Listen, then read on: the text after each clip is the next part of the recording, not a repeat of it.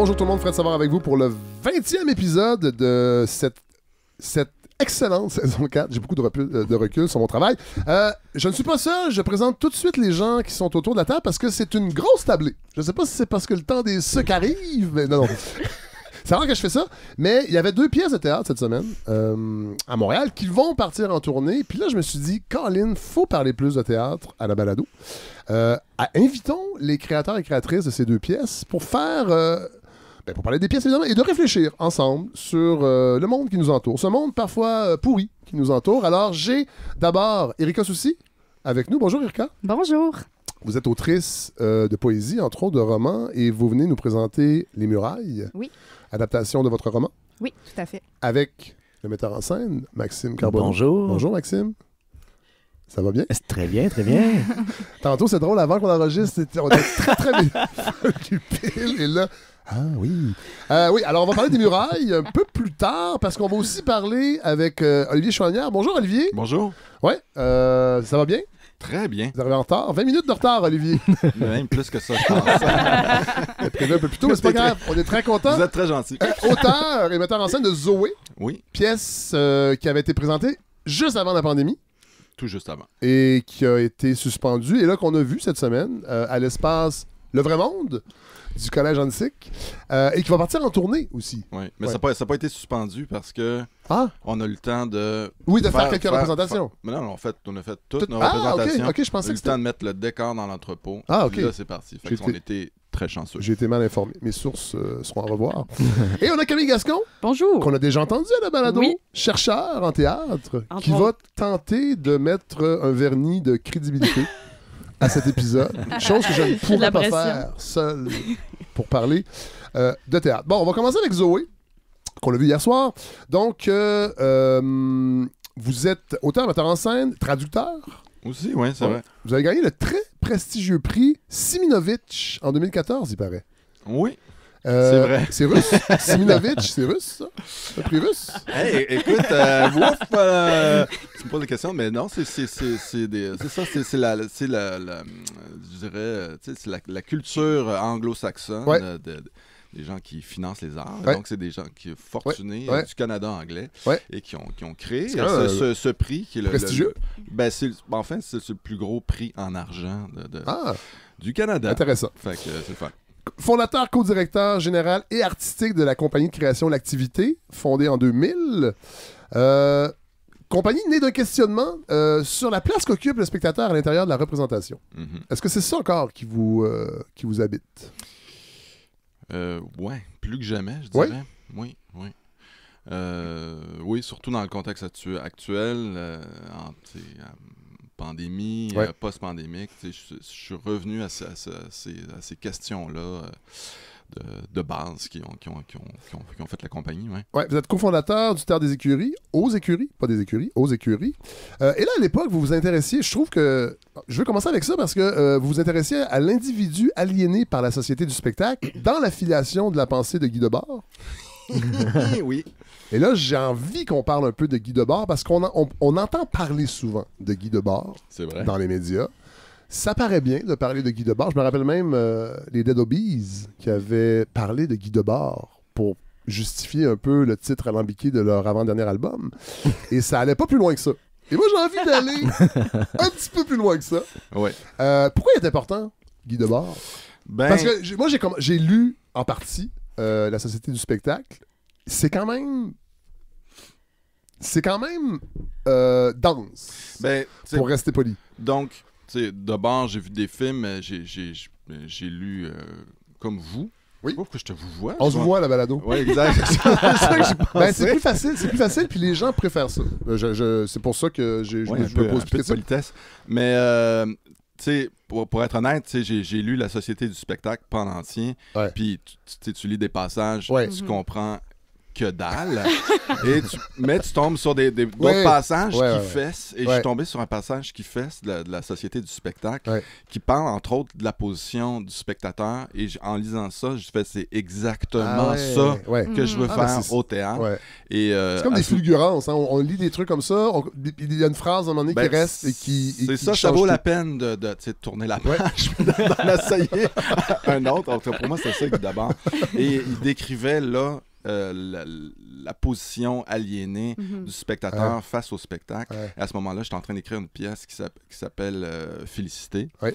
Et où on a des personnages de spectateurs sur scène qui sont aliénés par le spectacle, qui est celui de Wow. Céline Dion, Ah. et qui sont complètement, Avec raison. disons, contaminés. Ils ne vivent que par Céline Dion. Ah ouais. Et donc, ça a beaucoup nourri l'écriture de la pièce. Ouais. Donc, pour vrai. Voilà. Donc, c'est pas juste pour flasher. Ouais. Parfait. Excellente réponse. Bon, on l'a dit, on a vu Zoé hier. Ça va partir en tournée. On n'a pas les dates, là, mais c'est bientôt. Assez bientôt. Ben, c'est comme... Comment dire, on a fait une première on a fait une représentation à Montréal, on Oui. a fait une autre ce soir, Oui. puis après ça, c'est Shawinigan, Voilà. et voilà, puis on fait comme quand même une trentaine de places au Je vais- printemps et l'automne. Je vais envoyer un petit extrait pour m'en parler plus en détail par la suite. Ça fait 101 jours! 101 fucking jours qu'on manifeste, qu'on veut juste parler, qu'on veut juste s'exprimer, qu'on veut juste faire comprendre. On la touche pas, Calis! Tu veux-tu que je te postillonne dessus? Mets ton casque, je vais te postillonner dessus en tabarnak. Hey! Bon, alors, l'extrait date de 2012, évidemment. Printemps étudiant. Oui, c'est pas un extrait de la pièce. Non, non, non. Bon, le déclic, j'imagine, c'est clairement... Sauf que la pièce, c'est pas clair que c'est le printemps 2012. Ça se passe dans une classe, un professeur avec une étudiante qui a demandé, via la justice, d'avoir son cours dans un moment de grève générale étudiante. Donc, moi, en 2012-2013, j'ai rencontré plusieurs profs. OK. Donc, un professeur qui, lui, a vécu la situation qui est la situation de la pièce, c'est-à-dire Ouais. qu'il a enseigné avec un ordre de la cour, sous injonction, avec une... Ah ouais. Donc, il y a eu une étudiante face Ouais. à lui Ouais. pour enseigner de la philo pendant Ouais. toute une session. Et donc, cette situation-là me fascinait particulièrement.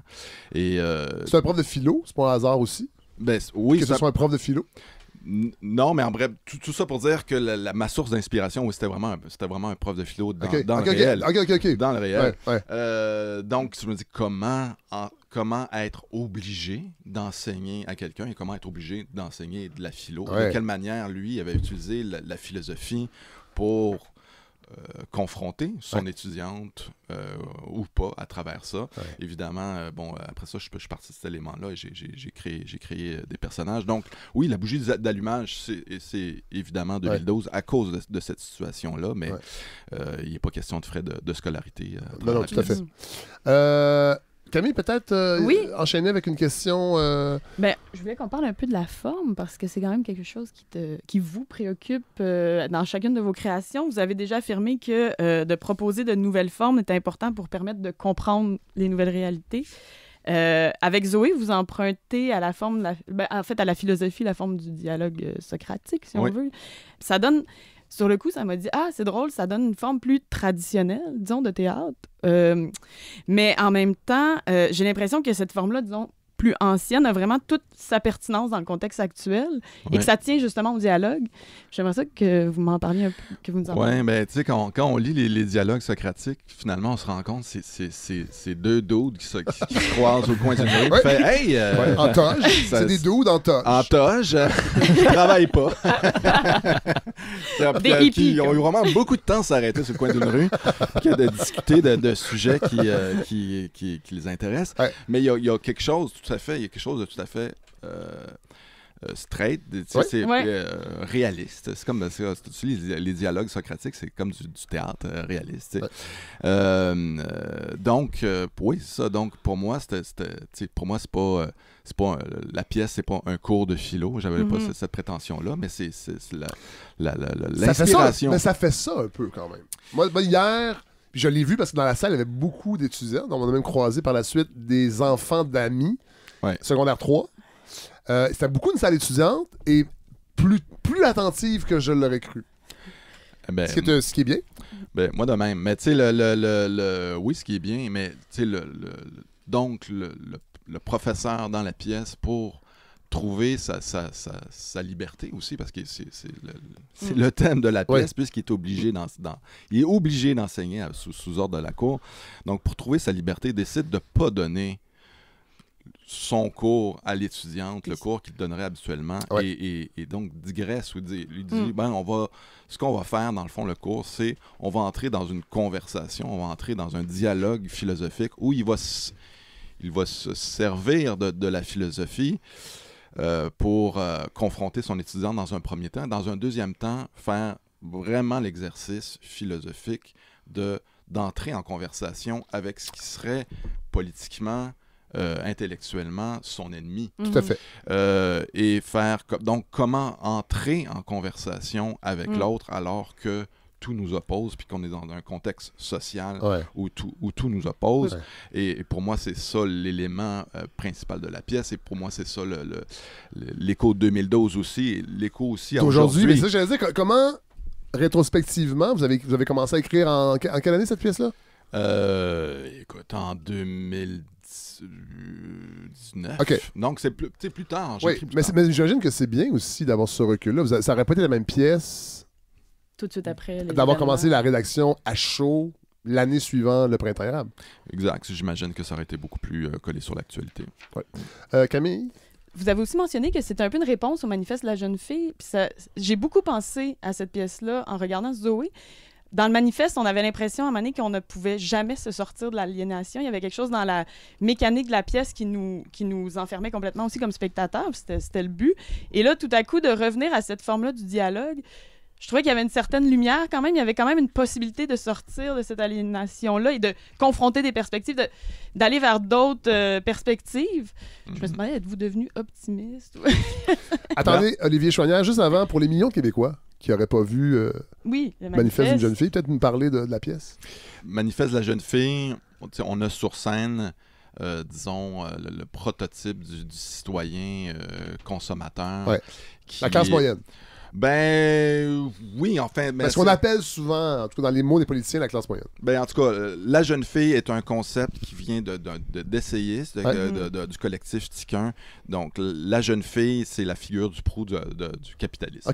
OK. Et donc de quelle manière on porte en nous différents discours, que ce soit ceux des magazines, ceux des médias, de la politique, et de quelle manière on ingère et on recrache le discours ambiant. Ouais. Donc, et de quelle manière le capitalisme nous récupère constamment, même si notre volonté, c'est d'en sortir. Ou de le briser. De toutes sortes de manières. Ouais. Donc, c'est ça, le manifeste de la jeune fille. Et, puis et je pense que c'est vraiment la philosophie. En fait, c'est la confrontation de la philosophie avec le théâtre, parce que dans le théâtre, quand on écrit du théâtre, on cherche, il y a le conflit, on cherche à avoir une opposition pour avoir une courbe dramatique, etc. Et mais la philosophie se fout complètement de ça. La philosophie veut creuser la question. Ouais. Et il n'y a pas de dénouement nécessairement. Il n'y a pas de dénouement ces conversations-là. Nécessairement. Puis comme dans la pièce, il y a toute la question aussi de l'amitié à travers philosophie, ça veut dire ami de la sagesse ou ça. Donc toute la question de l'amitié, de quelle façon on peut entrer en dialogue et on peut, au lieu de s'opposer, être ensemble en train de discuter de quelque chose et observer ensemble ce dont on est en train de discuter. Donc, pour moi, c'est intéressant parce que c'est de quelle façon la philosophie, finalement, est venue dans mon processus d'écriture transformer le théâtre et transformer le personnage qui cherche non plus à juste s'opposer, mais qui cherche à se comprendre mutuellement. Mais qui trouve quand même une porte de sortie. C'est ça que, par rapport au manifeste, je trouve intéressant, c'est que tout à coup, il y avait quand même une possibilité de se sortir de cette récupération-là. J'avoue que ça faisait du bien, en fait, surtout dans le contexte actuel. Oui, puis complètement. Puis, le cœur de la pièce, pour moi, c'est comment on peut sortir de notre façon de discuter, mais qui n'est pas de l'ordre de la discussion, qui est plus de l'ordre du débat et du combat, et de quelle manière on peut tendre vers une conversation. Quand on regarde l'origine du mot « converser », ça veut dire « vivre avec ».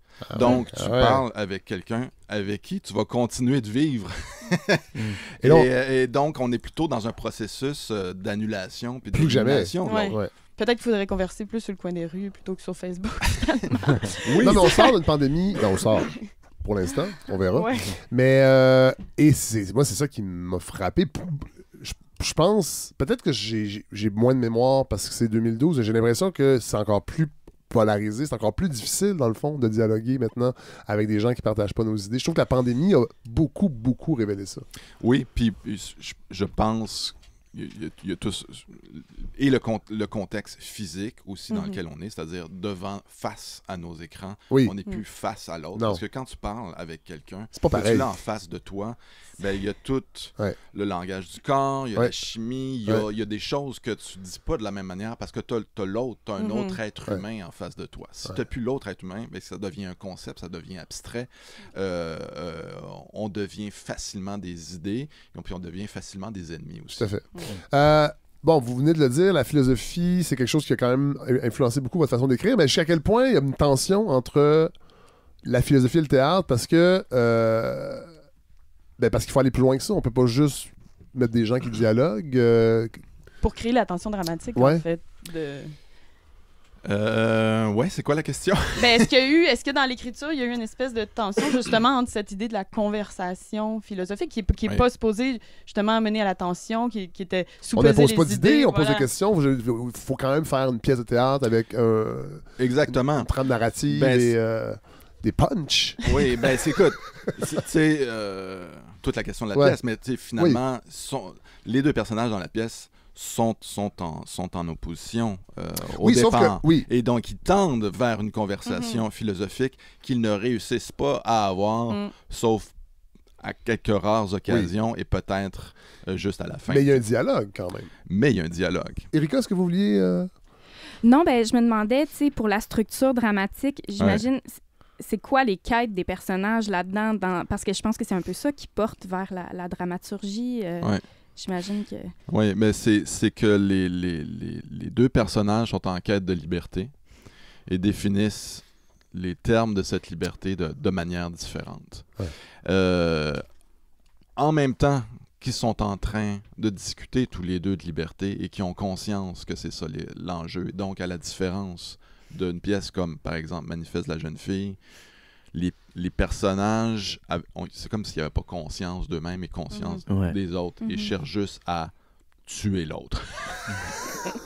Alors que là, c'est ça m'a amené... noble en passant. Là, on le précise, ça peut être très noble de vouloir tuer l'autre. Ça dépend comment c'est fait, dans le fond. Ça dépend de l'angle. Oui, puis on pourrait dire que est-ce que notre société nous pousse à vouloir éliminer l'autre ou tasser l'autre ou tuer l'autre. Alors que dans la pièce, ils se rendent compte que tous les poussent à vouloir au meurtre, d'une certaine manière. Comment on va faire pour ne pas se tuer? Parce qu'on a besoin comment on va faire? des autres. On a besoin des autres, ou tout simplement parce que j'ai besoin de mon cours pour avoir des crédits, pour pouvoir aller à l'université, parce que c'est ça la quête de Zoé. Puis l'autre fait, je suis obligé d'enseigner. Comment je vais faire pour enseigner la philosophie, pour survivre, juste dans mon intégrité de professeur? Comment je vais pouvoir survivre à travers ça? Maxime Carbonneau? Je voulais te demander pourquoi le titre c'est Zoé, pourquoi choisir comme focale l'étudiante? Très bonne question. Non, parce que c'est un dialogue, c'est un duo. Mais pour moi, ce qu'on observe, c'est vraiment c'est ce personnage-là, c'est cette quête-là, et c'est ce que le personnage de Luc, le professeur, fait. Il braque vraiment l'éclairage sur elle et la questionne elle et se questionne avec elle à travers ses choix. Mais aussi, pour moi, ça s'appelle Zoé parce que Zoé, l'origine grecque du mot, Zoé, ça veut dire vie. Et donc, pose la question qu'est-ce qu'il pose à son étudiante, c'est un peu quelle vie que tu veux. Ouais. Puis la Zoé, pour les Grecs, était opposée à la bios. La bios, c'était la vie politique. Donc, c'est la vie collective, c'est la vie avec les autres, la vie en communauté, opposée à la Zoé. La Zoé, c'est la survie, en fait. C'est la vie animale et c'est juste répondre aux besoins de base, manger, dormir, procréer et avoir un toit sur la tête. Dans la dimension dans laquelle on peut s'imaginer que Zoé est plus dans cette dimension-là. Oui. Je vais poser une question qui va sûrement paraître idiote. Ça me dérange pas. Il n'y a pas de mauvaise question. Je pense que peut-être Maxime Carbonneau, qui est metteur en scène aussi, vous allez réagir, ou Éric aussi. Oui. Non, mais vous utilisez le procédé de la répétition. Dans la pièce, une scène commence par la reprise d'un extrait de la scène précédente. Moi, j'avoue qu'en tant que spectateur, ça m'agace souvent, ce procédé. Et je pose la question parce que je veux savoir, parce que dans le fond, j'ai l'impression qu'il y a quelque chose que je ne saisis pas. Parce que c'est vraiment un procédé, on le voit souvent, ça semble être quelque chose, un outil, en fait, dramaturgique intéressant, mais parfois, en tant que spectateur, moi, je suis souvent un peu irrité. Puis là, j'ai 3, en fait, créateurs, créatrices de théâtre. Je voulais crever cet abcès-là de la répétition. Ouais. Je voulais crever cet abcès-là de la répétition. Et... Bravo. Non, mais moi, ça m'intéresse. Pourquoi ça t'irrite? On l'a déjà vu. Fait que pourquoi le répéter? Ouais, un petit peu. Là, j'ai compris, par contre... Il y a des variations. Oui, c'est pas toujours utilisé de la même façon. Moi, je me rappelle... C'est-tu Martin Finch? Crimp. Ah oui, Crimp. Toute la pièce. Oui. Bon. Là, avec Zoé, c'est pas le cas parce qu'il y a des petites modifications qui, dans le fond, changent, je pourrais dire, le point focal de...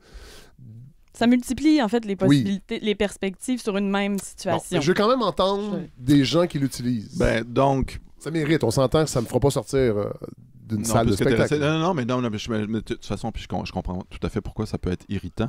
Parce qu'il y a une insistance ou parce que ça peut devenir un tic formel. Puis, parce que l'insistance, on peut la marquer d'une autre façon, là, si on veut insister sur un texte. En fait, pour moi, c'est vraiment comme si les personnages avaient une sorte de conscience qui était au théâtre et qu'ils dialoguaient puis qui est arrivé à une espèce de cul-de-sac. Ah ouais. Où ils sont arrivés à une espèce de point de violence où ils peuvent plus continuer la pièce. Ouais. Puis c'est comme si, grâce à la magie du théâtre, il y avait l'occasion de pouvoir reprendre la situation et dire, OK, attends un peu. Si on reprend, on va recommencer. Si on recommence, puis on tente d'aller vers plus de filia, donc plus d'amitié et de tendre plus vers la conversation. Et c'est donc, à travers c'est pas tant la répétition, je te dirais, que la reprise.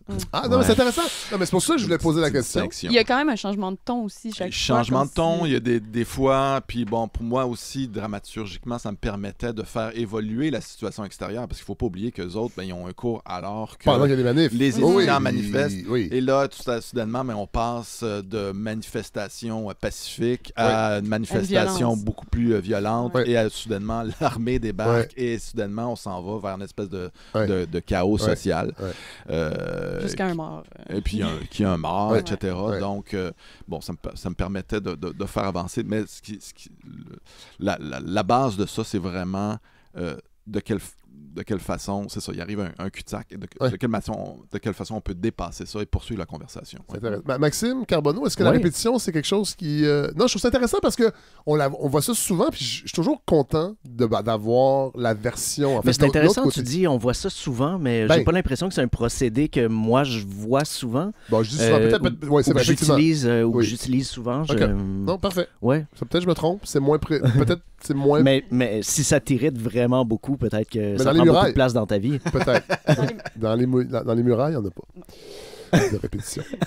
Ouais. Dieu dois-je en conclure quelque chose? J'ai adoré les murailles. J'ai aimé les deux pièces, évidemment. Moi, j'aurais aimé vous poser une question. Je ne sais pas si vous avez vu un film qui est sorti en 2021 qui s'appelle Une révision. Oui. C'est un prof aussi de philosophie face à une étudiante. La prémisse n'est pas tout à fait la même, mais il y a quand même dans les deux œuvres un renversement de la position d'autorité. C'est-à-dire que tout à coup, l'étudiante menace l'autorité du professeur. Ce qui m'a frappé, c'est que dans les deux cas, celle qui menace le pouvoir du maître, disons, c'est une jeune étudiante performante qui se soucie de sa cotère. Puis je me suis demandé, mais est-ce qu'il y a que cette figure-là, qui est comme la jeune fille, finalement, l'espèce de... qui est du côté du système, en fait? Est-ce qu'il y a que cette figure-là qui sont en mesure d'ébranler la hiérarchie, qui sont en mesure disons, de remettre en question les privilèges, là, pour utiliser un mot un peu à la mode en ce moment? Ouais. Écoute... Oui, peut-être. J'ai pas... Non, dans le sens où... mais parce que dans une révision aussi, il y a toute la question de la croyance, de la foi et pour elle de respecter son intégrité. Mais on pourrait se dire que Zoé aussi est dans la même posture. Est-ce qu'il y a juste cet archétype-là, disons, qui est en mesure de contester l'autorité? Pourquoi avoir été vers cette figure-là? Oui. Écoute, la réponse plate, c'est que c'était ça dans la réalité. Oui, c'est ça, j'ai compris. Et pas donc, si plate non plus. Mais dans le sens où c'est vrai qu'on peut... on est des créateurs, puis on peut changer. Et c'est vrai que je me suis posé longtemps la question du casting. Donc... est-ce que c'est un étudiant ou une étudiante? Est-ce que c'est le professeur, c'est une prof de philo? Est-ce que c'est deux filles? Qu'est-ce que ça fait si c'est deux filles? Oui. Qu'est-ce que ça fait si... c'est deux gars. C'est deux gars. Qu'est-ce que ça fait si c'est une noire? Toutes ces questions-là. Et je suis juste revenu à comment moi je peux écrire la pièce aussi. Qu'est-ce qui peut m'inspirer? Après ça, c'est ça la réponse. Zoé nous questionne sur l'équilibre fragile entre les libertés individuelles et le bien commun. Évidemment, moi, je me rappelle le 2012 où c'était extrêmement présent, cette notion-là, puis ça occupait beaucoup l'espace public, cette réflexion-là. C'est revenu pendant la pandémie, mais je trouve pas de la même façon. Exact. On a beaucoup brandi la solidarité pendant la pandémie, et je trouve qu'il y en avait moins. C'était moins présent qu'en 2012. Ben, en 2000, avec la pandémie... Évidemment, c'est deux crises différentes, là. Complètement, mais en même temps, ça touche au même thème. Oui, tout à fait. Ceux qui se ramassent dans la rue, c'est pas la même gang. Mon Dieu. Et je dirais que la solidarité, l'appel à la solidarité, c'est retrouver du côté du pouvoir. Oui. Et donc, c'est le gouvernement qui appelle, qui ramène la question du bien commun. Pour nous faire accepter des choses qui étaient éthiquement discutables, entre autres le couvre-feu. Oui, et qui touchent à nos libertés. Oui. Et tu sais, si on parle de la question de la liberté, ben, c'est vrai que la pandémie a contraint nos libertés individuelles à toutes sortes de niveaux. Et c'est jusqu'où on est prêt à accepter ces contraintes-là au nom du bien commun. Oui, puis la solidarité citoyenne venait pendant la pandémie, se manifestait par une forme de passivité. C'était d'accepter les nouvelles mesures, c'était de rester chez soi, tandis qu'en 2012, la solidarité passait par l'action. Le rassemblement. Les rassemblements et l'action, c'était... Et la désobéissance. Alors la désobéissance. Il y a un appel à l'obéissance. Tout à fait. Puis on avait peur de l'attraper. Je dis, moi, j'ai l'impression que la solidarité, on était beaucoup individuellement confrontés à ce virus-là, et que dans le fond, tu sais, j'ai de la difficulté vraiment à accepter qu'il y a plein de gens qui se sont fait vacciner par empathie pour les infirmières. Je pense qu'on s'est fait vacciner parce qu'on voulait pas tomber malade. Puis c'est bien correct, il faut le dire. Oui. Puis je pense qu'on a beaucoup gommé ça un peu parce que c'était le discours des pouvoirs en place. Erika, vous sembliez... Non, je suis tout à fait d'accord avec ce qui est dit en ce moment. Je pensais que vous vouliez rajouter quelque chose. Non. C'est bien correct.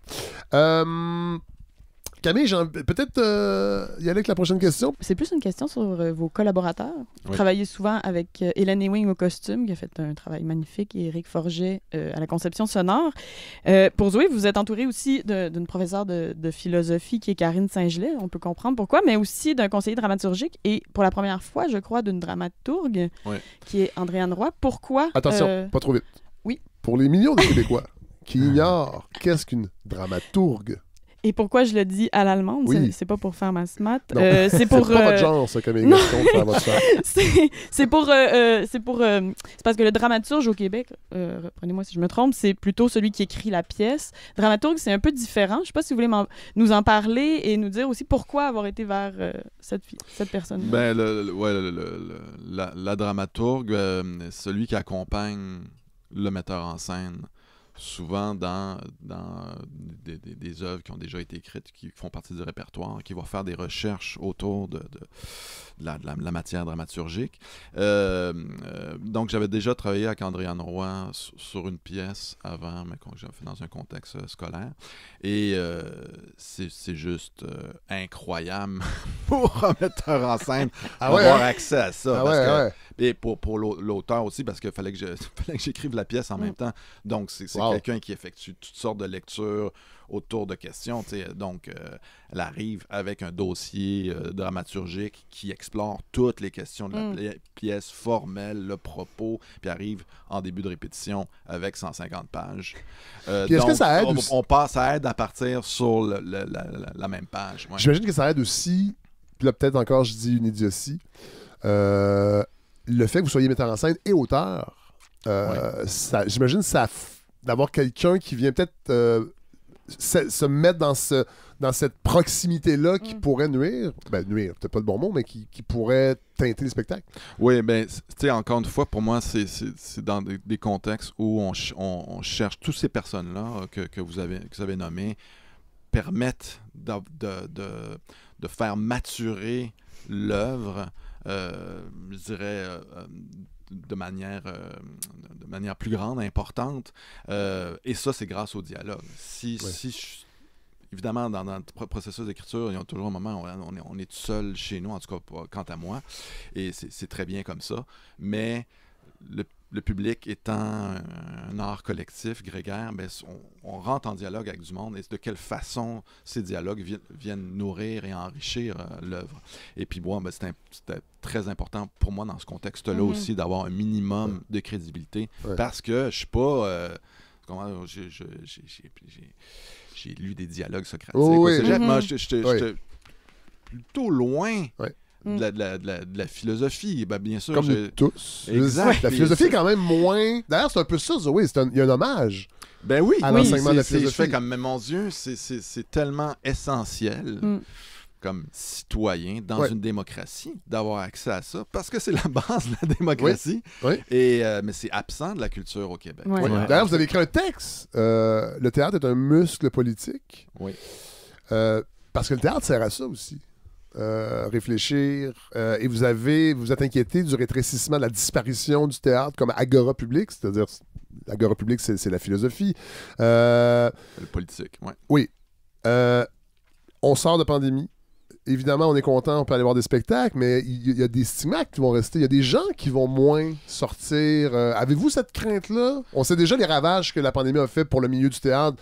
Des gens qu'on voit pas sur scène, pas les comédiens tant que ça, mais les gens qui travaillent à monter un spectacle. Il y en a beaucoup qui ont quitté. Là. C'est une expertise qui va devoir être renouvelée. Oui, complètement. Mais c'est comme si on traitait le théâtre comme étant, une activité qui permettait à des gens de gagner leur vie. Mais pour moi, c'était juste un rappel important de faire. Mais le théâtre, même si ça touche juste de 150, 300 personnes, 800 personnes par soir, mais ça fait partie de la société, ça fait partie de la conversation démocratique, ça fait partie de la vie publique, et qu'on ne nomme jamais ça durant 2 ans, que ça vienne de l'autorité ou que ça vienne du milieu lui-même, que ça soit jamais rappelé. Assez tranquille. Je dis, il était assez docile, je trouve, le milieu. Très docile. Maxime Carbonneau, vous trouvez? Comparativement à ce qui se passait chez nos collègues européens qui occupaient les théâtres, qui en Belgique, il y a eu le gouvernement a été poursuivi par les institutions théâtrales, alors qu'ici, on n'a rien fait. Parce qu'on a peur de déranger aussi. Il y a aussi ça, on se dit... Il y a une certaine un certain mépris envers les artistes qui est un peu latent au Québec, puis on veut pas trop déranger non plus pour pas s'attirer davantage de reproches. Dans le Journal de Montréal, il y avait eu un sondage sur la place des artistes ou de côté essentiel de différents métiers et les artistes étaient loin. Je pense que c'est... Ouais. Mais moi, ça me...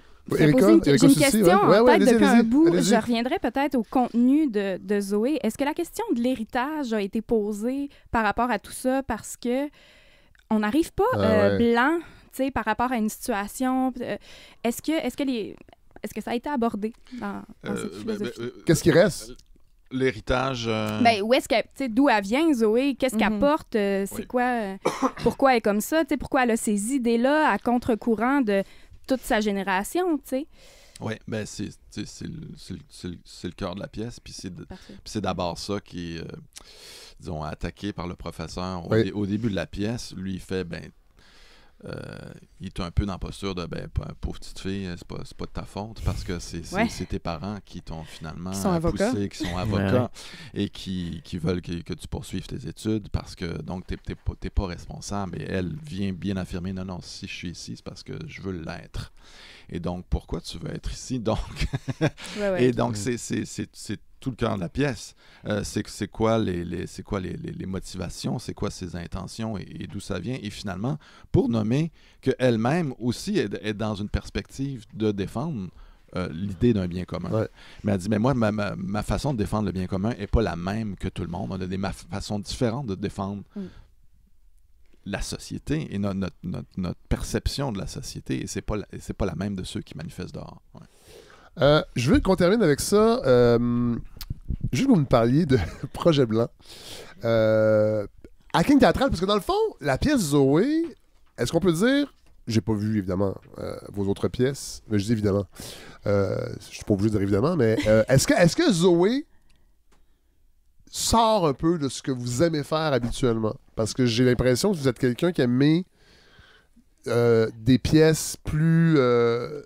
décloisonné du théâtre habituel, et le Projet Blanc est un bon exemple. Pour revenir un peu à la mission de la compagnie, l'activité aussi, c'est à chaque projet, c'est de trouver la forme qui va le mieux défendre possible ce que j'ai à dire, dans le fond.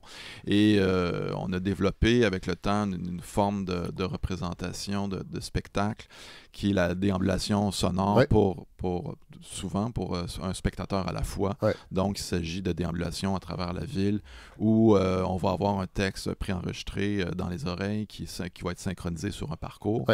On parlait de système mémoire la semaine dernière avec Josiane Poirier. C'est un peu le principe, mais peut-être pas à si grande échelle, là, mais c'est cette idée-là d'arriver à un lieu précis et il y a une trame sonore qui accompagne ce qu'on voit. Exactement. Mais souvent avec des acteurs ou des indices visuels. Donc on reste dans l'idée d'un spectacle de théâtre. Et donc, Projet Blanc était une déambulation sonore qui amenait les gens à se poser la question du présent à travers la ville. Donc, réflexion sur de quoi est fait notre présent. Et il passait devant le TNM. Et à l'époque, c'était les 60 ans du TNM où on montait l'école des femmes. À chaque année, on fête un anniversaire au TNM. Exact. Et où on affirmait que, Molière est notre contemporain et que l'école des femmes pose des questions importantes sur notre actualité. Et donc, ce qui était proposé aux spectateurs, c'est de faire allons voir de quoi il s'agit, de quelle actualité on parle.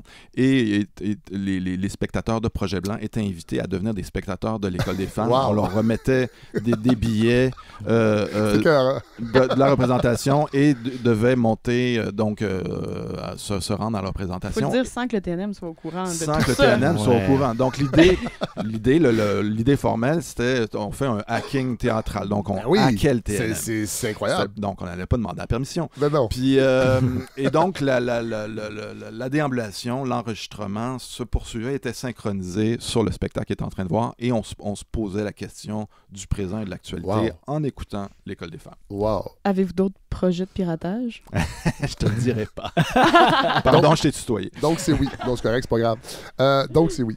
Olivier Chouanière, merci. Restez avec nous parce que là, on va parler de Les Murailles, mais je rappelle que la pièce Zoé est en tournée au Québec au printemps et à l'automne 2022. Et ce soir, présenté encore... là, on dit ce soir, l'épisode va être diffusé le 12 mars, samedi, donc ça va être fini pour l'Espace Le Vrai Monde au collège. Oui, exact. Donc, une autre représentation le vendredi 11 mars. OK. Puis, et ensuite, on va partir en tournée. Oui, et là, on rappelle, évidemment, le professeur de philosophie qui est joué par Patrick Goyette et le personnage de Zoé qui est joué par Zoé Tremblay-Bianco. Oui. Et la pièce s'appelle pas Zoé à cause de Zoé. Non, du tout. C'est un baladon. Un baladon. On rappelle que la pièce a été récompensée du prix Marcel Dubé en 2021. Marcel Dubé qui m'a déjà demandé de baisser le son dans un party de 60e anniversaire de son ami, et c'est véridique. C'est le dernier souvenir que je garde de Marcel Dubé. Ben oui, il voulait parler. Oh, pas ce soir-là. Je dirais pas que c'était ça. Il avait fumé, il était tranquille, mais il trouvait que la musique était un peu forte. Mais oui. je m'en voudrais de vous quitter de cette façon sans parler, vous restez avec nous, sans parler d'obéissance. Tu disais qu'on était très obéissants en temps de pandémie, mais pour moi, c'est juste dire que le milieu du théâtre était déjà obéissant avant. Donc, il n'y a rien d'étonnant à ce qu'il continue à obéir après. Voilà. Mais c'est difficile en brandissant la solidarité de désobéir après comme milieu. Mais c'est difficile de faire appel à la solidarité quand il n'y a pas vraiment de solidarité aussi. Ouais.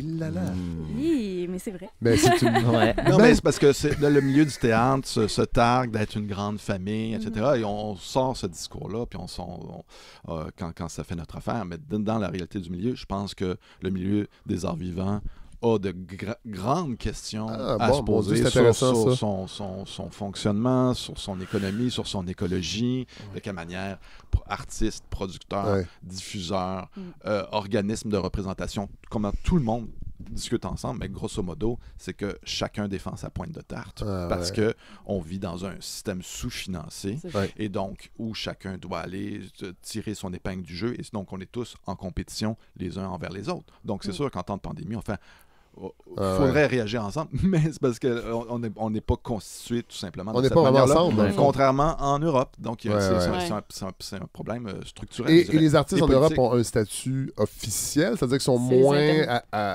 Les intermittents, je pense. Oui, mais c'est ça. Entre autres en France, je ne sais pas dans les autres pays, mais je sais qu'ils ont un statut qui est demandé ici. J'ai pas l'impression que la ministre de la Culture et ce gouvernement-là, caquiste, est très sensible à ça. Ben, oui, mais... il y a ça, mais il y a une différence quand tu es subventionné à 70% que si tu es subventionné à 30%. Voilà. C'est un beau coup de gueule, Olivier Chouanière, pour finir votre segment. À discuter, mais on en a discuté. Mais vous restez avec nous parce que là, il faut aller parler quand même des murailles. Oui.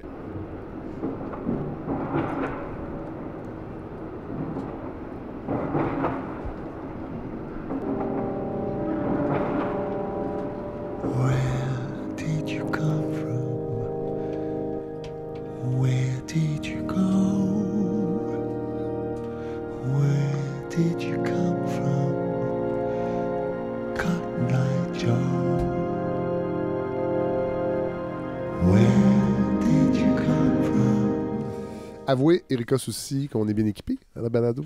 On a une partie de l'ambiance sonore des murailles. Alors là, c'est l'autre segment parce que les murailles, on l'a vu mardi.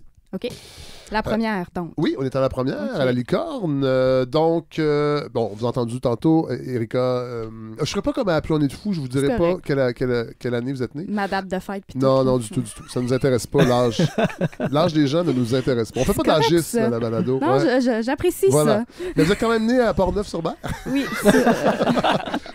En Haute-Côte-Nord. En Haute-Côte-Nord. Co-directrice artistique de l'OFF Festival de poésie de Trois-Rivières, que vous avez fondé. Oui, à l'âge de 19 ans. C'est incroyable. Wow. Ouais, j'étais un peu fâchée. Wow! Je trouvais ça plate, le Festival international de poésie de Trois-Rivières. Je trouvais ça hermétique. Puis je savais que la poésie, ça pouvait être rock. Oui. Fait que... Est-ce que les poètes sont dociles comme le milieu du théâtre, comme Olivier Chouanière nous l'a dit? Ben, sais-tu quoi? de plus en plus. Oh. Mais à l'époque, tu sais, disons-nous en 2007, quand j'avais 19 ans, fait que là, on parle pas de mon âge, mais quand même, je le fais depuis tantôt.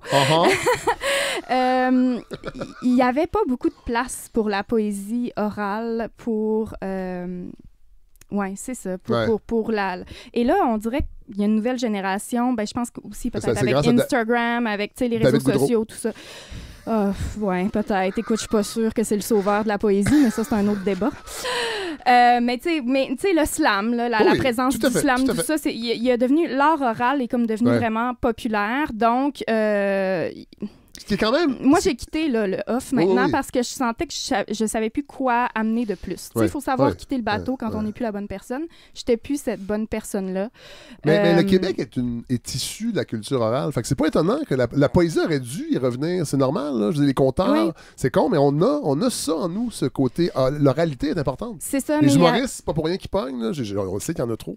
mais il venait toucher quelque chose. Mais oui, puis là, c'est drôle parce que au Québec aussi, peut-être que je ne sais pas si Olivier serait d'accord avec moi, mais moi, j'ai l'impression qu'au Québec, on a remplacé la philosophie par l'humour aussi beaucoup, tu sais, dans l'espace public. C'est drôle, on a vu Virginie Fortin cette semaine aussi, mais elle n'est pas à la balado pour l'instant.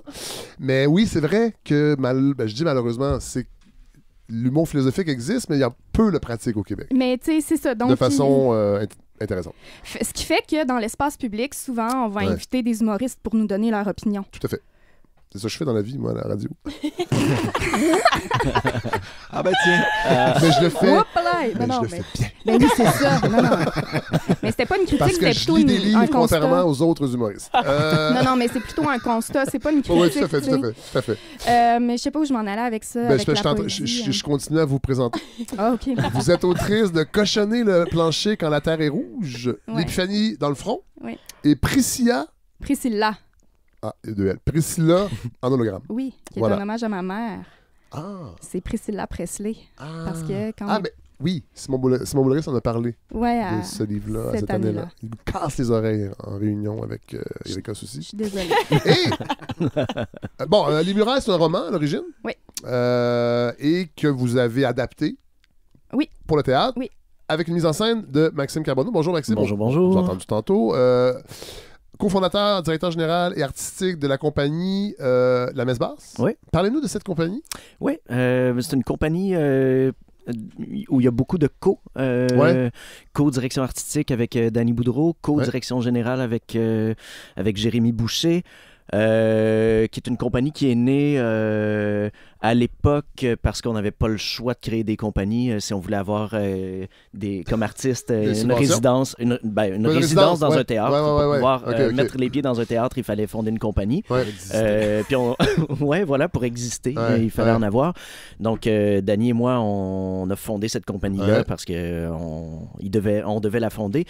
Puis, on a décidé de se prendre au sérieux puis d'utiliser ce véhicule-là pour poursuivre le dialogue avec l'un envers l'autre, mais aussi avec d'autres gens, dont Erika.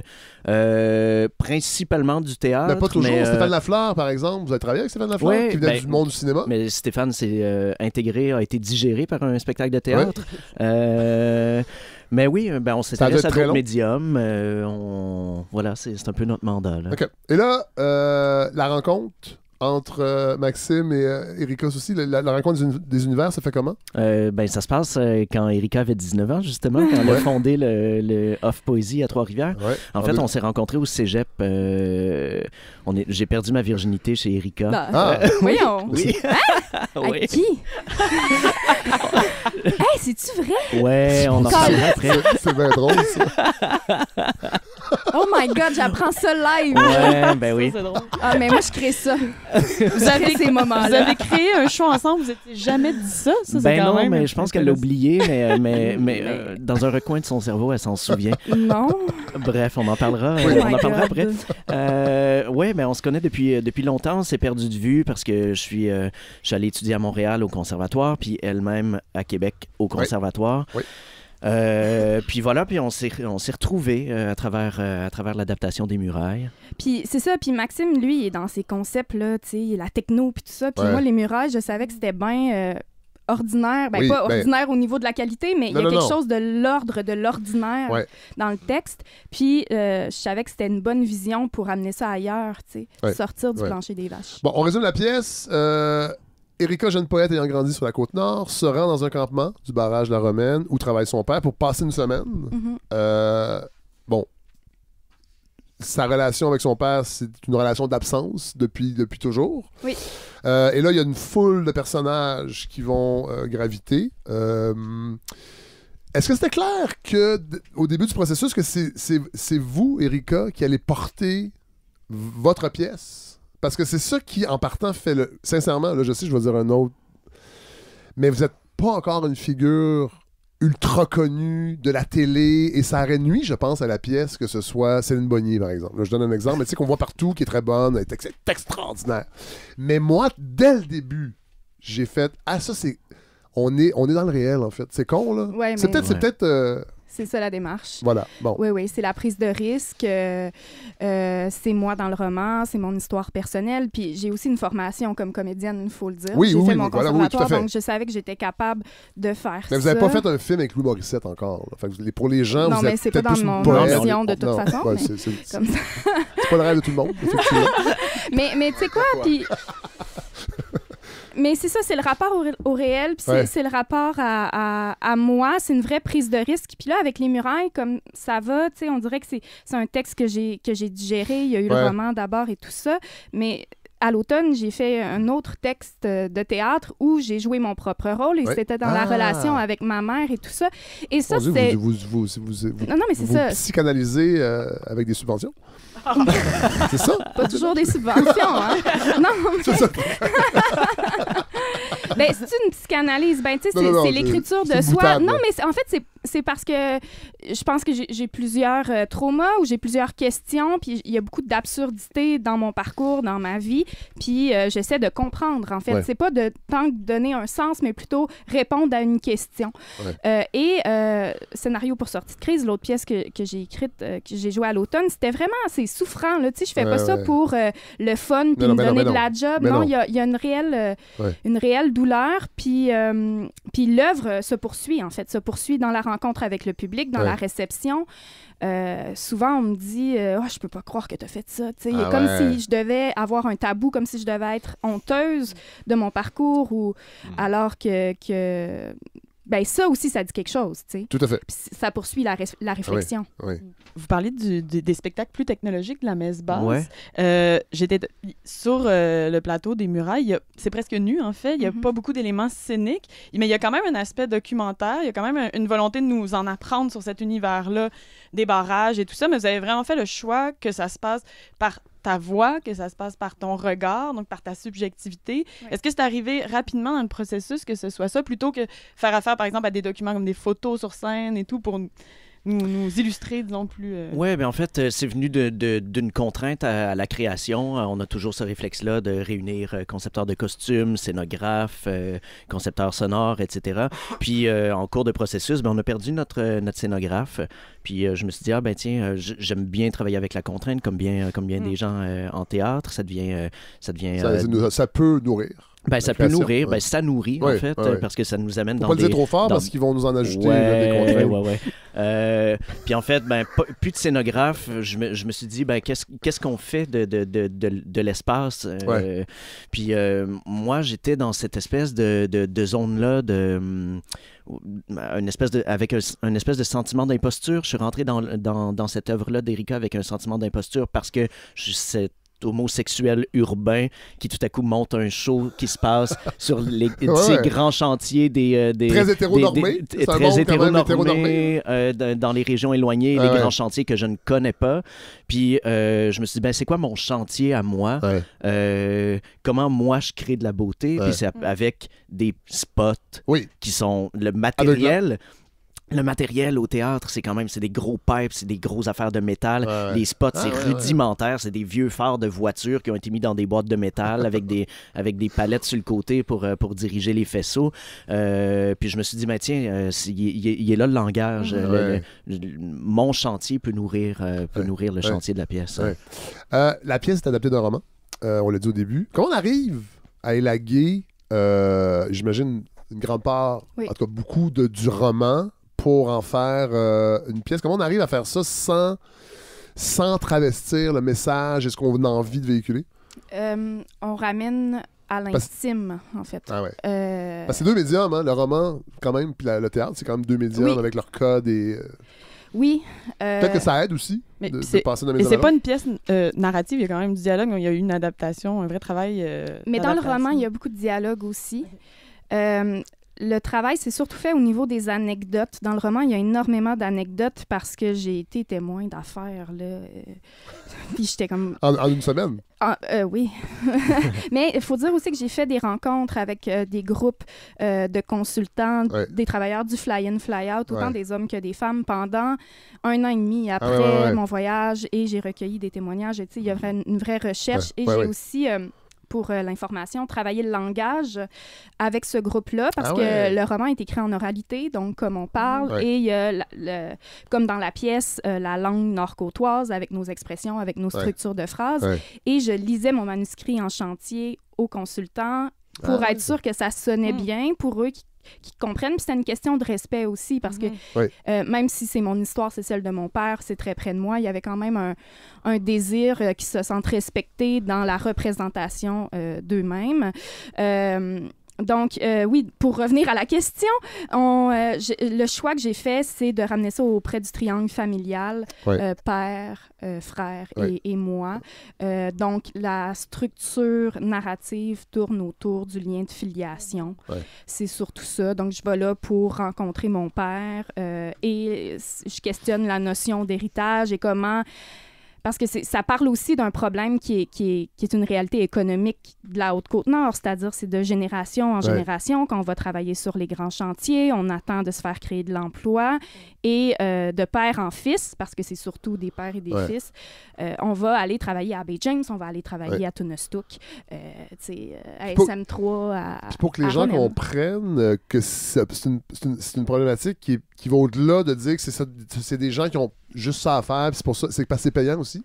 Parce qu'en Abitibi, c'est les gars beaucoup qui en sont victimes, entre guillemets, c'est-à-dire qu'ils lâchent l'école tôt pour aller travailler dans les mines parce qu'ils veulent un gros pick-up, puis qu'ils peuvent s'acheter un bateau, puis une maison, puis parce que c'est payant, c'est comme ça. Ben, c'est payant, puis c'est parce qu'on n'apprend pas à se divertir autrement non plus. Là, chez nous, là, les loisirs, ils coûtent cher. Tu sais, ça te prend ton skidoo, ça te prend ton 4 roues, ton chalet. Vous n'avez pas de piste cyclable là, avec un beau vélo? De plus en plus, le fat bike, c'est bien dans la mode de ce temps-là. Mais tu sais... Avec un moteur. Arrête donc. Mais tu sais, tout ça, fait que c'est une question de culture, tu sais, puis ça fait des générations que c'est ça qu'on apprend. Donc, on va dessus du jour au lendemain. Puis de toute façon, il n'y en a pas de choix. On a l'absence de choix, tu sais, qu'on subit. Puis à un moment donné, mon frère, il me répond ça pendant la pièce. Tu sais, je dis, tu sais, le plan Nord, il dit c'est de la crise de marge. Je dis, ben, tu sais, il participe, puis il fait, ben, comme si je savais faire autre chose. Tu sais, tu le sais que on sait rien faire d'autre. Puis c'est fou, là, parce que moi, mon frère, on est parti de la Côte-Nord assez tôt, tu sais, dans notre processus de vie. Notre mère, elle nous a sortis de la région. Puis, il n'a pas été élevé par mon père, là, mais il a été étudié en foresterie, puis s'est en allé à Romaine, puis sa première job, c'était foreman à Romaine. Tu fais, hey, c'est fou pareil. Vous réalisez un tour de force dans la pièce Les Murailles.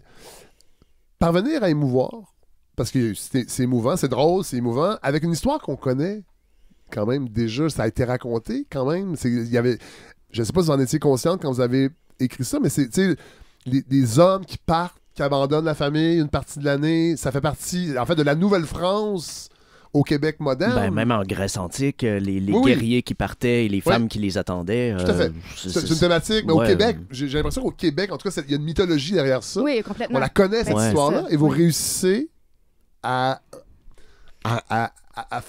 faire en sorte que c'est comme nouveau. Parce qu'il y a ce pouvoir-là que la pièce a. Je ne sais pas si vous le saviez ou on vous l'a déjà dit, là, mais moi, je vous le confirme. Ben non, c'est la première fois qu'on me dit, en fait, souvent, puis c'est drôle parce que moi, j'ai eu envie d'écrire là-dessus parce que j'avais pas de repères, de ressources culturelles qui représentaient ma réalité. Tu sais, moi, là, la manique, là, c'est bien beau, là. Ouais, Quand ouais. mon père, il revenait, là, il s'était pas ennuyé, là. Tu sais, Non, puis non, c'est il ça, chantait pas c'est des ça. tunes d'amour Non. à ma mère, là, papa. C'est pas la chanson de Georges Dard qui Non. jouait chez vous, là. Non, pas du tout. Et j'avais pas ça, tu sais, quand j'étais petite, ce qui fait qu'il y a tout vraiment... Mais on parle de mythologie, mais c'est Ouais. ça, c'est que ça a créé dans ma tête... J'ai romantisé quand même l'affaire, tu sais. Puis je pense que c'est peut-être le pont entre les deux, ce côté-là très romantique, très l'espoir d'y trouver quelque chose qu'on se figure, puis finalement, ah fuck, c'est plus simple que ça. Ça touche aussi au terrain de l'intime, là, ce qui est peut-être moins fréquent. Si vous l'avez vécu de l'intérieur, vous faisiez, disons, des dommages collatéraux sur la vie familiale. Je pense qu'il y a cette perspective-là aussi qu'on avait moins vue par rapport, par exemple, à Jamidro, où il y a vraiment plus un regard extérieur. On va en reparler tantôt. Oui, mais je trouvais aussi, vous parliez tantôt de la langue, l'importance de la langue. Ça réussit aussi, je trouve, à ne pas tomber dans le cliché, dans le stéréotype. On sent vraiment qu'il y a comme un désir de rendre hommage à ces gens-là qui vont voir la pièce, possiblement. C'est pas toujours... Parce qu'elle va se promener là-bas. Oui, elle va aller sur la Côte-Nord. C'est le mois prochain. J'ai hâte. Oui, c'est intéressant. Et j'ai peur. Mais c'est vrai que ça répète un piège, que ça soit cliché, des bonhommes. Oui, mais c'est les très hommes colorés. de ma famille. Voilà. C'est les hommes que j'aime. Mais c'est que des fois, dans le passage sur scène, les gens qui sont très colorés dans la vie, ou en tout cas qui ont ça peut donner lieu à un stéréotype. Et je trouvais que là, c'était vraiment éviter...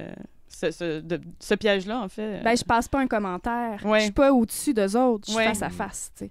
Ouais. Puis l'impulsion créatrice de base, là, de l'idée de partir à Romaine puis d'écrire là-dessus, c'est pendant... l'émission Enquête à Radio-Canada avait sorti un reportage sur l'intimidation sur les chantiers de construction. Puis c'est la première fois où on a vu Rambo Gauthier à la télévision. Oui. Et moi, Rambo, c'est un ami de ma famille, là, fait que je le connaissais, tu sais. Et, tu sais, les hommes dont il parlait...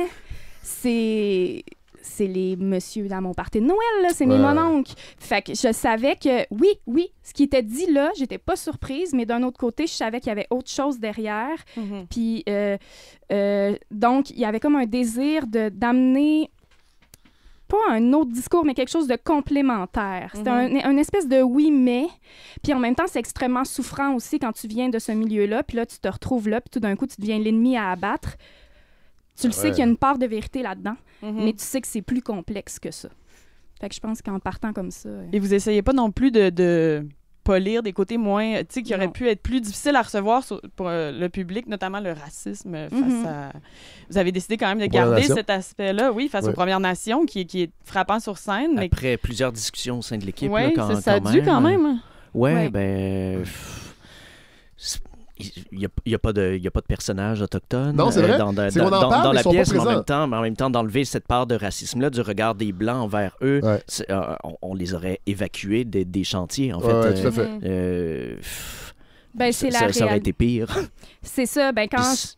Vas-y. Ben, c'est un souci du réel, là, encore une fois, c'est vraiment ça. Mais j'ai rien inventé, là, les répliques racistes. Non, mais c'est drôle parce que quand on préparait l'entrevue sur Zoom, Camille, à distance, on se rappelait l'Assemblée, la pièce L'Assemblée, qui part de verbatim, de témoignages réels. Et moi, j'ai vu la version, la captation télé, mais qui est devenue caricaturale. On sentait même... Il y avait un piège quand même. On a beau vouloir garder les choses authentiques. Et partir du réel. Ça veut pas dire que c'est ça que ça va donner. Ouais, mais c'est d'accepter que c'est... je pense que c'est ça, c'est que souvent, on va se faire une idée des gens racistes Ku Klux Klan style. Alors que moi, j'ai grandi dans le racisme et... un racisme ordinaire, j'imagine. Ben oui, mais quand même, tu sais, moi, mes tantes, j'ai été élevée avec ma tante qui était famille d'accueil, tu sais, pour la DPJ, puis ils accueillaient beaucoup d'enfants autochtones qui avaient subi des abus. Ce qui fait que très tôt, moi, j'ai intégré l'idée que les Autochtones, ils maltraitaient leurs enfants, tu sais. Fait que, mais tu prends l'enfant, là, un enfant qui peut pas se faire son idée, qui peut pas se défendre, puis il grandit là-dedans, c'est sûr que tu deviens un raciste rendu adulte, tu sais. Fait que donc, vous êtes raciste? Ben, j'essaie de... Non, ben, honnêtement, malheureusement, moins maintenant, mais je viens... Les biais restent. Ben, je travaille fort à les déconstruire et c'est un vrai travail et c'est une vraie peur. Tu sais, c'est pas... c'est une peur physique, c'est une peur de mourir, là, tu sais. Et je me confronte à d'abord le conscientiser, d'abord le nommer, et après ça, m'en responsabiliser pour m'en guérir. Donc, tu sais, les murailles, c'est aussi dans ce processus-là. Après, il y a pas... Il faut que ce soit aujourd'hui avec le débat ambiant, l'évolution de tout ça. Je suis vraiment sensible à ces questions-là. Puis j'adapte mon discours. Aujourd'hui, je publierai jamais le roman Les Murailles comme il est publié. Non, parce qu'il y a des maladresses. C'est 2016 quand même. 2016, OK, je pensais que c'était 2016. Ouais, OK. Fait que, tu sais, ça a évolué. 5 ans! Non, mais ça a évolué énormément dans le discours ambiant, tu sais. Faut déjà séparer l'œuvre de l'artiste. Après seulement 5 ans. Mais dans le sens où tu sais, c'est la force aussi, puis la chance de pouvoir reprendre cette histoire-là au théâtre d'une année à l'autre. Le texte évolue, c'est pas figé. Moi, quand on me dit on peut plus rien écrire, non. Toi, ta job comme auteur, c'est d'être le miroir de ce qui se passe.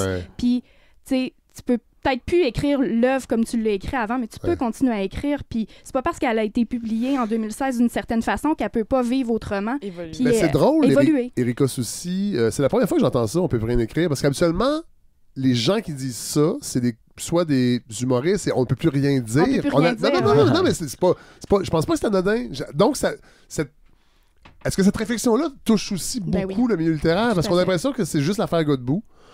On s'appelle La Plainte pour et que c'est la seule tentative de cancellation, je mets ça avec des guillemets, là, du milieu littéraire. Mais donc, il y a... Ben oui. Je veux dire, Maxime Olivier Moutier. On réveille. Non, mais... Excusez. Non, mais moi, je suis pas taillée au couteau, je suis taillée à chainsaw. C'est ça que ça donne. Non, mais tu sais, Maxime Olivier Moutier, là, qui était sorti dans Le Devoir en disant que son manuscrit avait été refusé par... je nommerai pas la maison d'édition, mais tu sais, tout d'un coup, la littérature qu'il faisait il y a 15 ans, il peut plus la publier. Oui, je rappelle ça, oui. Ben oui, effectivement, c'est sûr que... On est des artistes comme tout. Au théâtre, ça évolue. C'est la même chose en littérature. C'est pas ça que je voulais dire, mais j'avais l'impression que... Peut-être parce que les gens lisent moins aussi. Il y avait moins... Qu'à l'écrit, c'était plus protégé que pas protégé, mais c'est un enjeu qui était moins difficile pour les créateurs que les humoristes, par exemple. C'est extrêmement... ça fait moins les manchettes, peut-être. Ouais, ça fait moins les manchettes. Voilà. Autre chose qui m'est venue en tête quand j'ai vu Les Murailles, évidemment, on n'a pas le même parcours, mais je viens quand même d'une famille où faire ce que je fais présentement devait être un passe-temps. Et je me demandais, moi j'étais dans un milieu là, montérégien, j'étais pas sur la Côte-Nord, mais je vous imaginais grandir avec cette poésie-là déjà là, peut-être plus diffuse parce qu'on est enfant, mais comment vous avez réussi à tenir votre bout? À pas devenir autre chose que ce que vous êtes aujourd'hui? C'est ça qui, j'avoue que ça m'a traversé l'esprit en regardant Les Murailles. Oui, c'est une question aussi Maxime m'a posée à la première. Qu'est-ce que tu serais devenu si tu n'étais pas sorti de la Côte-Nord? Ben, je pense que... Ben, je dirais pas sorti de la Côte-Nord. C'est pas tant... mais sorti pas de la Côte-Nord, mais de mon milieu, tu sais. Ouais. Ma mère, à un moment donné, elle est partie, puis elle nous a amenés ailleurs. Puis elle nous a... c'est plate, là, mais tu sais, on est bon dans les années 90... je dis pas que c'est la solution aujourd'hui, là, mais quand j'étais enfant, il y avait moins, l'information était moins accessible. Il n'y a pas l'Internet, il n'y a pas cette fenêtre-là qu'on peut tout à fait. Ouais. Donc, il a fallu que je sorte de la Côte-Nord pour avoir accès à des cours de théâtre. Ouais. Tout d'un coup, j'ai eu accès à la classe moyenne. Ouais. Ça, c'est fucked up. Là. Ouais. Quand tu changes d'école, puis là, tout d'un coup, les parents de tes amis, ils sont professeurs, ils sont... avocat, moi, ma mère était genre serveuse. Puis là, déjà, à l'âge de 11 ans, tu vois c'est quoi la violence de classe. Ouais. Puis c'est une vraie souffrance, encore une fois. Puis tu sais pas trop quoi faire avec ça, mais ouais. Puis je pense que j'ai toujours été extrêmement curieuse. Ouais. Donc, j'avais soif de connaissances. Puis... C'est drôle parce qu'au début, tu sais, t'as fait jouer Cotton Eye Joe, qu'on a repris. On l'a pas mis en contexte, mais ça fait. Je veux pas le dire trop pendant la pièce parce que ça fait partie quand même d'un bon punch. D'un très bon punch.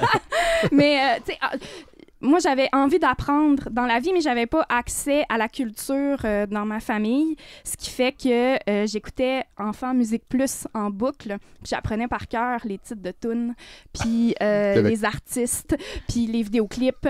Je lisais les revues à potins, j'apprenais tout par cœur, ce qui fait que j'avais une culture générale pop très forte. Puis aujourd'hui, comme artiste, je peux me servir de ça aussi, puis ça fait partie de ma mythologie personnelle. Après. Fait que là, la version de Olivier Chouinard, oui, mais c'est important, allez-y. Je serais un peu nietzschéen en disant que c'est la Côte-Nord qui a fait aussi l'artiste que tu es. Oui. Ah, ben complètement. Oui. C'est le retour au en fait, ma réflexion, Erika, c'était pas tant d'être sur la Côte-Nord. En fait, c'est d'avoir cette sensibilité-là de poète. Je pense pas qu'on... Oui, on l'acquiert, mais je pense qu'on vit au monde avec. J'ai toujours été, c'est ça. Et j'imagine que ça n'a pas dû être facile dans un milieu pas très sensible à ça, à moins que je me trompe. Mais c'est ça qui est fucké, c'est que ma mère puis mon père aussi, puis on le dit un peu dans la pièce, ils ont cette fibre artistique-là. À peu près beaucoup de personnages aussi. Oui. Là, on parle de Jacques Brault dans un party. Oui, c'est ça. Donc, non, chez moi, ça a toujours été encouragé, ça, mais c'était avec peu de connaissances. C'était la popularité. Donc, c'est être dans la télé. Puis ça, c'était très, très valorisé. Ce qui fait être connu. Être connu. Mais ma mère, elle a fait des sacrifices pour qu'un jour, ça marche puis que je devienne connue. Je faisais des petites auditions. Elle me payait des cours de théâtre alors qu'elle n'était pas capable de payer le loyer.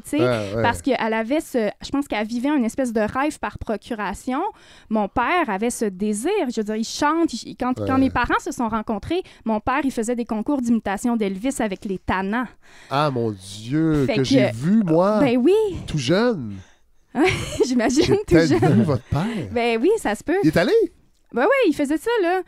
Fait que, tu sais, il y a ça, il y a ce désir-là. Ça aussi, ça fait partie de la mythologie québécoise. Ben oui. Imiter Elvis. Oui, ben oui. Et puis j'ai encore son suit chez nous. Ouais, un beau suit. L'endroit où on peut vivre des expériences d'initiation... Non, pas la même. J'ai déménagé depuis le temps. Hey, ça va falloir qu'on revienne là-dessus, Max. Là. On va en reparler. On va en reparler. Parce que c'est devenu une figure publique, justement, cette personne. Donc, on va pas Mon Dieu. Mais pas dans un territoire que tu pourrais imaginer, mais on... Ben voyons. Ouais, ben voilà. Là, tu sais, c'est comme tu peux pas teaser les auditeurs. Pardon. C'est-tu Jean Charest, non? Il prépare un retour prochainement. C'est intéressant. Mon Dieu, Olivier, on dirait que vous avez mon plan d'entrevue. Parce que je m'en allais là. En fait, ce qui était particulier cette semaine, j'avoue, en voyant la pièce, c'est en pleine crise énergétique. On est en pleine crise énergétique. Jean Charest fait un discours, fait un retour. Et là, dans la pièce, il y a... Évidemment, il y a une part de critique. À un moment donné, il y a un des personnages qui va te faire dire que vous dites le plan d'or, c'est de la merde. Lui-même est un peu d'accord, mais qu'est-ce qu'on peut faire d'autre? Mais il y a aussi une fierté du gigantisme de tout ça, qui fait partie de la mythologie.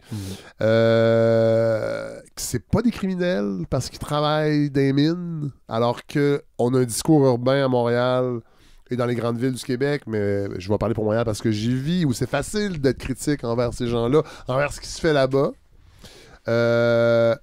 Comment vous avez réussi, justement, ou en tout cas, est-ce que c'est un souci de témoigner de ça, que ces gens-là ont fait des choses qui ont inondé des territoires, qui ont... Bon, après J'aime Hydro, vous réussissez quand même à nous faire prendre conscience que c'est pas blanc et noir. Tout ça. Non. Je pense que c'est le rapport à l'humain qui me sauve un peu. Quand je parle de fierté, en fait, c'est parce que c'est la première fois que je vois mon père être mon héros. C'est tout aussi simple que ça. On revient à ça, à la relation père-fille, qui est comme... Sa job dans la vie, c'est de fendre des montagnes en deux. C'est impressionnant. Quand tu vois le gros mur de roche, tu te fais dire c'est ton père qui... Après ça, les gars, ils savent, là, puis ils mettent ça beau, puis tout. Mais reste que... je me dis, bon, ben, c'est parce que aussi ma quête dans ce show-là, c'est de connecter avec mon père, c'est de me parler. Fait c'est juste ça, la porte d'entrée, finalement. Là. Si je me mets si je vais là pour juger ce qu'il a fait, il n'y en a pas de dialogue possible. Fait que je la cherche, là, l'ouverture où je peux trouver du positif puis du beau, parce que c'est un personnage qui est pas évident non plus. Là. Je pense que c'est assez clair quand on voit le show. Ben dans la pièce, tu rencontres ton père partout, sauf en sa présence. C'est ça. Puis je parlais avec un ami qui est aussi auteur, puis il dit les murailles, le thème central, c'est l'absence. Ouais. Parce que tu vas là-bas, puis finalement, dans le livre, là, dans le roman, je passe pas vraiment tant que ça avec mon père, tu sais. Ouais. C'est tout le monde autour qui me parle de lui, mais lui, il est inaccessible, il demeure inaccessible. Aujourd'hui? Il est où? Aujourd'hui, il travaille plus. Il y a eu un accident de travail à la Romaine en 2015 qui l'a rendu invalide. Donc, il a donné sa vie à Hydro-Québec, mon père. Ouais. Et j'imagine qu'Hydro-Québec l'a bien rendu. La monnaie, ça... non, malheureusement. Ouais. Est-ce qu'il a vu la pièce? Oui, il a vu la pièce. Et ça l'a réconcilié avec le processus autour des murailles, l'ensemble de l'œuvre. Oui, parce que pour moi, c'est un hommage à mon père, cette œuvre-là. Dans le roman, c'est moins évident parce que ça se perd au travers de plein d'anecdotes, puis il y a des passages assez durs sur qui il peut être. Ouais. Alors que dans le théâtre, ben là, tout d'un coup, on a le processus théâtral qui magnifie le personnage. Tu sais, quand je dis c'est un homme plus grand que nature, là, on le voit bien. Ouais. Puis ça, je pense que ça l'a réconcilié après. Il était venu voir le show, hein, à Québec. Il avait serré la main des comédiens. Ah ouais? Ouais. Wow! Ouais. Bon, on a parlé un petit peu de J'aime Hydro. Moi, j'ai vu J'aime Hydro. Et je trouve que c'est pas le prolongement, mais c'est comme on est rendu ailleurs. Oui, c'est un peu la suite, sans le vouloir. Je sais que vous n'étiez pas là-dedans du tout. On n'est pas dans le documentaire, on n'est pas dans... Mais j'aimais bien... En fait, ça résonnait, en tout cas. D'avoir vu les deux, je trouvais ça intéressant. Je trouvais que les murailles, on allait plus loin. Ah, mon Dieu! Ouais. Mais c'est que J'aime Hydro, c'est la parole d'une citoyenne citadine. Tout à fait. Là, il y a quand même... Tout à fait. Qui rencontre des spécialistes. Est-ce que Maxime, qui avait fait la mise en scène, est-ce que c'était... Ça fait partie de la réflexion, l'existence de ce spectacle-là? Ça fait partie de mon inconscient, parce que nécessairement, à travers J'aime Hydro, j'ai appris des choses sur Hydro-Québec, bien sûr, mais après, esthétiquement... on n'est pas là du tout. On n'est pas là du tout, parce que le texte n'appelle pas les mêmes codes, puis c'est une autre œuvre, puis on s'intéresse davantage aux humains qu'à l'histoire corporatiste et citoyenne. Oui, il y a une poétisation aussi dans les murailles, une théâtralisation qu'il n'y a pas tout à fait, qu'il n'y a pas dans J'aime Hydro. En fait, c'est pas ça. C'est pas tout à fait les mêmes codes, on est beaucoup plus dans le documentaire. C'est ça. Non, tout à fait, mais je trouvais quand même que de voir, si tu as vu J'aime Hydro, voir les murailles... Ben, ça permet de mettre quand même les spectateurs. J'aime Hydro qui a été beaucoup vu. Ça met quand même une base de connaissances dans la tête des spectateurs qui n'arrivent pas vierges. La Romaine, ils en ont entendu parler. Puis les barrages, ça fait pas trop longtemps que dans un autre show, ils en ont entendu parler. Fait que nécessairement, ça devient un outil de médiation même pour les murailles. Ben, c'est parce que je l'exprime mal parce que j'ai mal dormi toute la semaine. Mais dans le fond, c'est que je suis pas sûr que j'aurais vu la pièce, les murailles, de la même façon si je n'avais pas vu J'aime Hydro. J'aime Hydro, c'est ça que je veux dire. Je dis pas que si vous n'avez pas vu J'aime Hydro, vous ne pouvez pas voir les murailles, mais j'avais ces assises-là, puis je pense que ça m'a permis de mieux apprécier les murailles. C'est ça que je voulais dire. Bon, on a peut-être parlé au début, je ne me rappelle plus. La pièce va partir en tournée. Oui. Va être vue. J'espère. Sur la Côte-Nord. Nous, on va aller à la Côte-Nord. La balado va aller bientôt. C'est ça aussi, c'était cool de voir ça parce que je savais que on va pas aller à la Romaine, mais on va aller quand même jusqu'à... Ben, il y a quand même... on est en discussion avec Hydro-Québec justement pour aller lire la pièce dans la cafétéria de... Là, il faut faire attention parce qu'on a un cadre d'Hydro-Québec qui est un fan de la balado et donateur de balado. Fait que c'est sûr qu'ils nous écoutent. Ah ben, pour y demander. En tout cas, on aimerait beaucoup y aller, parler aux gars, puis aux femmes qui sont là. Puis, on n'a pas nommé les comédiens. Là, j'ai perdu ma feuille. Est-ce qu'on peut les nommer? Oui. Il y a Philippe Cousineau. Il y a Claude Despins, qui joue le personnage de mon père. Il y a Gabrielle Cloutier-Tremblay, Marie-Ève Pelletier et moi. Vous êtes la seule qui jouait votre propre rôle. Tous les autres jouent plusieurs personnages. Sauf Claude qui joue seulement le personnage de mon père. Ça aurait été dur de faire jouer d'autres. Mais Maxime voulait protéger ça, la figure du père. Ouais, c'est important pour moi qu'il soit incarné par un seul homme, puis qu'il se fasse rare aussi sur scène, qu'on l'attende, qu'on le cherche, que dans la pénombre, on le devine, mais qu'on sache pas trop s'il est là. Et on l'attend littéralement Ouais. avec Erika. Oui. Merci. La pièce est à l'Alicante jusqu'au 2 avril. 2 avril, puis elle va partir en tournée. Bon, on n'a pas les dates, là, mais à peu près dans... 20 avril. Autour du 20 avril, du 20 au 24, je crois. Et à Saint-Jérôme après, Ah oui, qui n'est pas sur la côte nord. Non, mais qui est sur la rive nord. Ouais. On n'est pas loin. Pas du tout. Merci, Erika Soucy, Merci. d'avoir accepté de jaser de façon croisée avec Olivier Chouanière pour la pièce Zoé et Maxime Carbonneau. Merci. Camille Gascon, merci. Vous étiez l'assise intellectuelle de cette discussion parce que moi, j'ai fait juste des questions c'est ça. Merci. Merci tout le monde. Adieu.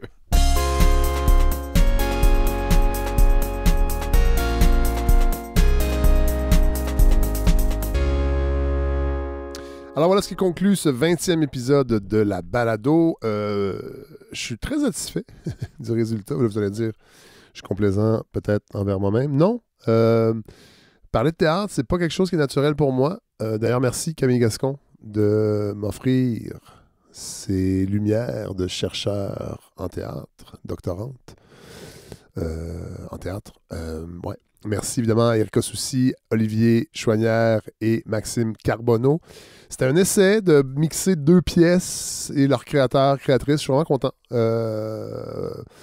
Alors voilà, merci. Merci à vous qui m'écrivez beaucoup ces temps-ci. Je ne sais pas si la balado a atteint de nouveaux auditoires, mais je suis toujours très heureux de vous lire.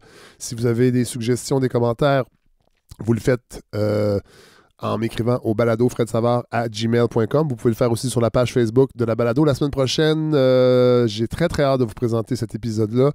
L'entrevue est déjà enregistrée. Je l'ai faite cette semaine parce que Guillaume Lavallée, qui est journaliste à l'AFP à Jérusalem, était de passage au Québec. C'est un gars de Québec, mais il est à Montréal et il est venu nous parler de son livre « Voyage en Afghanie ». Vraiment, vraiment, vraiment une plongée qui m'a passionné d'un grand penseur du monde musulman du 19e siècle. Donc, on se replonge dans la géopolitique de cette époque-là, qui a encore des ramifications aujourd'hui. Faites-moi confiance.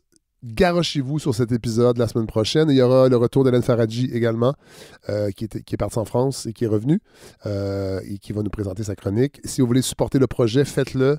Si ça vous tient à cœur, c'est sur lefredsavard.com. Sous l'onglet campagne, on est à 80% de l'objectif. Ça va super bien. Il n'y a pas d'urgence d'atteindre les objectifs. Vous êtes là. Vous supportez le projet et ça me fait vraiment chaud au cœur. Je suis très heureux de ce support-là, de savoir que vous écoutez également. Alors voilà, passez une bonne semaine. Assez loin des médias sociaux, je vous le souhaite. Moi, j'ai surculé un petit peu parce que c'est anxiogène et c'est à la limite toxique avec tout ce qui se passe dans le monde. Puis il y a des fois qu'il faut prendre un petit pas de recul. Alors voilà, bonne semaine à tous et on se retrouve, je l'espère, la semaine prochaine.